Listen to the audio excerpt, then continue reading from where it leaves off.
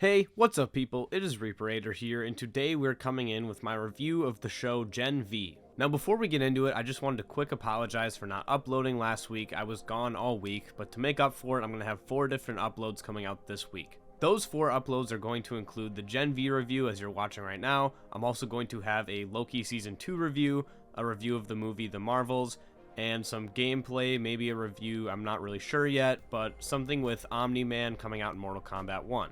But enough about all that, let's get into this review. So, for those of you that have been living under a rock, Gen V is the newest entry into the boys universe, and it is a spin-off show. The show is all about a college university created by Vought called Godolkin University. The show focuses on these characters that are entering the school and what life is like on campus. So first off, I just want to start by saying that this is a great spin-off and a great addition to the boys universe. A lot of spin-off shows a lot of times just feel like cash grabs and they're not as good as the original and everybody hates on them, but I would argue that this is as good, if not better, than the original boys show. Actually, scratch that, I wouldn't say it's better, but with time it has the potential to be, and it's still great nonetheless, so I'm really glad that they went through and created the show, and it also helps give us a little more to chew on between seasons. I gotta say that this show exceeded my expectations and the trailers do not do it any justice. The reason I say that is I feel like the trailers just make it seem like it's going to be another generic entry into the boys universe, but there's a lot of twists and turns, which I'll get into later, that really help set the show apart and give it its own identity. And the trailers are of course limited by not wanting to spoil any of the big plot points for the viewers, so I feel that they were held back a lot by that because even after the first episode, a lot of stuff just goes sideways, and the show from then on takes a different course from what you might have expected from just watching the trailers.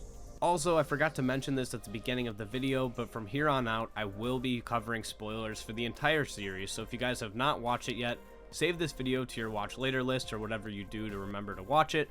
Do that, watch the show, and then come back once you're finished, but from here on out, spoilers ahead.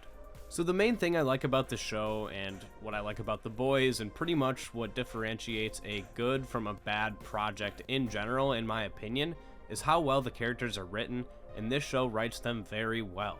I'm not going to go into great detail, but I felt that the characters were pretty relatable as I am at that college age, and I feel like even if you're not, they can still relate to a lot of people in a lot of different ways. For example, one of my favorite characters, the main character of the show, Marie Moreau, she comes from a rough upbringing and she struggles with her powers and how people view her, and she just wants to be accepted, right? I feel like most people can kind of relate to that message. Then you've got characters like her roommate, Emma, who wants to kind of be her own person, but her mom has sort of held her back her whole life, and she struggles with that notion as well. She also has an eating disorder, which plays into how her powers work, and that's the thing I found interesting about the show, is a lot of people have these powers that can only be activated in a way that's kind of harmful either to their physical well-being or their mental well-being. You have Marie, whose power is blood, so whenever she wants to use that power, unless there's some blood around, like somebody's bleeding out, she has to cut her hand open every time to use her powers. Emma's power of shrinking doesn't work unless she makes herself throw up. That's how she becomes small. Later on, it's revealed that Andre's father can't use his magnetic powers without having brain trauma, and he kind of has these seizures, and Andre is probably going to start to feel the same effects. I'm assuming that's where they're going with his character. And then you've got Kate's power, who's been having her power be used by someone else. Dean Shetty was manipulating her into using it in the wrong ways. And it seems that later on in the show, although she doesn't explicitly state this, it's very obvious that with her eyes getting all bloodshot from using the powers, that her powers hurt her when she uses it. She makes the excuse that, oh, it's not my powers doing it, it's just the medication that Dean Shetty was giving me. However, it doesn't really seem that way, and it kind of seems like she's in denial, which again is a great allegory for real life. And one thing I really like about The Boys, and I feel like a lot of shows fall flat when they try and do this, is when they create these sort of parallels to real life, but make it fit within the universe. A lot of shows, when they try to do this, they try to bring in politics or whatever. They always come off as preachy or trying to hit you over the head with the message, and it doesn't always work for what they're trying to do. And I feel that they don't always mesh well with the existing plot of the show. But one thing that I really commend The Boys for, and the show Gen V, is whenever they do it, it feels really natural to the universe. In other words, it doesn't break immersion or make me feel like I'm watching some PSA. It feels like a natural progression of what's going on in the plot and how these characters would behave in real life would they have been given these abilities. But yeah, overall, just the characters and their powers that come with them, I feel were all written super well. A lot of these characters are relatable and they feel like real people.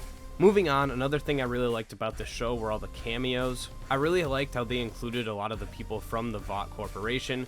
It really made it feel like Vought was still very much a part of what was going on at this university, and not just something they chucked to the wayside and forgot about, right?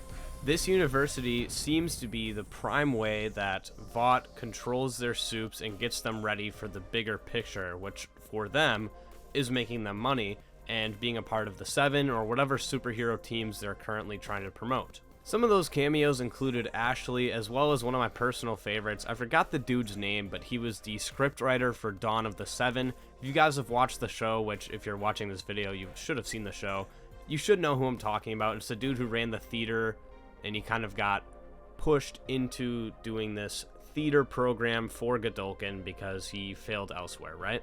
That guy's always super funny to see on screen, and I like him in some of the other roles that he's played in other movies and shows. You also got Soldier Boy when they were in the Kate's Memories episode. I really like seeing him. Jensen Ackles is a very talented actor, and I love him as Soldier Boy. Can't wait to see more in Season 4 of The Boys. And then, of course, you've got the two biggest ones, Homelander and Butcher, both in the finale of the show. What a treat it was to see them on screen, and I cannot wait to see where they go with those two characters, especially now that Butcher knows about the virus. Speaking of the virus, I did forget to mention Victoria Newman. She's one of the most interesting characters in my opinion, because I believe her motivations are still just unknown. She's a very big curveball into what they're going to do with the show in the future, and I cannot wait to see how they use her. And I also like the reveal that she has the same blood power as Marie. That clearly makes her very strong because Marie is considered to be one of the strongest soups, maybe even strong enough to take down Homelander. Another thing I really liked about this show is that not only does it set up Season 4 of The Boys and kind of show you some more plot points that are going to tie into that, but I also feel that it's good enough to stand on its own. And that's the main thing that I feel that a lot of spin-offs miss nowadays, is are they good enough to stand on their own, or do they require the original project kind of boosting it up? If you were to cut out all the references and stuff to The Boys and just have this be a show that started on its own and nothing else, I would still have watched it because it's that good. And I feel it does a good job also of fleshing out more of the Boys universe. You know, like what does it all look like when you have a big corporation who runs superheroes? Having them set up a university specifically designed to groom superheroes into meeting their status quo feels like a natural extension of the Boys universe, and I loved seeing every minute of it. Another thing this show is fantastic at doing is throwing twists your way that, in my opinion, I don't think anybody could have seen coming. Kind of back what I was saying before from the trailers not really doing it justice, having Golden Boy in all the trailers and having him be like the focal point of episode 1, and then having him just like die and kill himself at the end really sets up the tone of the show, as well as letting the audience know that whatever you expect, that's not what you're going to see.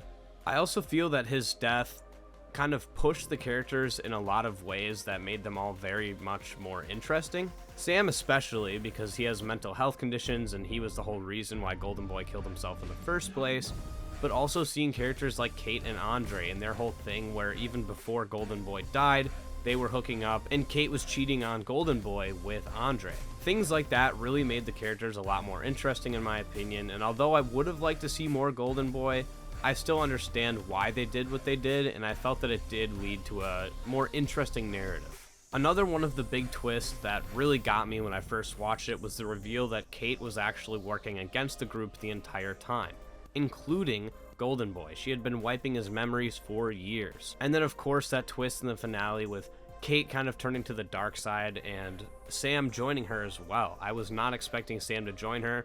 There was a lot of times throughout the finale episode where you thought, okay, Sam is going to side with her at first, but then he's going to come to his senses and he's going to be the good guy, the superhero, right? Especially that scene where he was talking to the memory form of Golden Boy. I really felt that in that scene, Sam was going to take a turn for the good and start to fight with the rest of the group against Kate. However, Sam did not do that, and I gotta say that really blew my expectations away for what they were doing with Sam's character. And that's one of the things I really appreciate about this show, is the fact that they're not afraid to take these risks to break away from the common tropes and kind of do their own thing. I really think that's what helps sets these shows apart from everything else we're getting in superhero media, and that's why they're so interesting.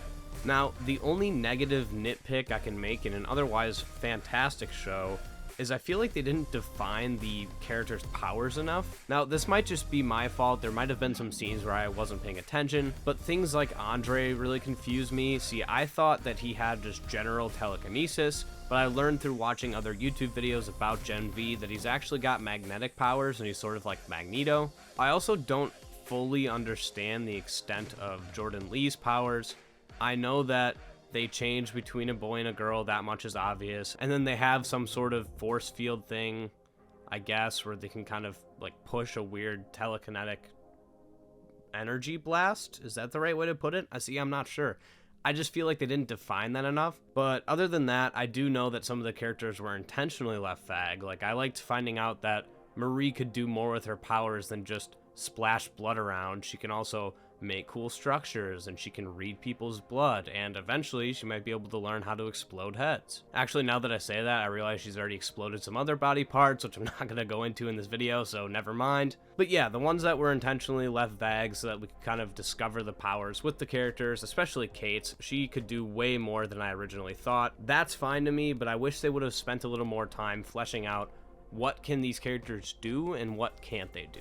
But that is literally the only nitpick I have in an otherwise perfect show, and I can't wait to see more from this universe. Season 4 of The Boys was just announced to be coming out in 2024, so you guys best believe that I will be covering that on this channel as well. And overall, I'd have to give Gen V Season 1 a 9.5 out of 10. It was astounding, and I loved every minute of it. But with that being said, I am going to end the video here. If you guys enjoyed the video, please hit the like button, as it truly does help my channel grow. If you want to see more in the future, hit the subscribe button and leave a comment below. What did you guys think of Gen V? Did you guys love it? Did you hate it? Are you mixed about it? Let me know in the comments below, and I will see you guys in the next one. Peace.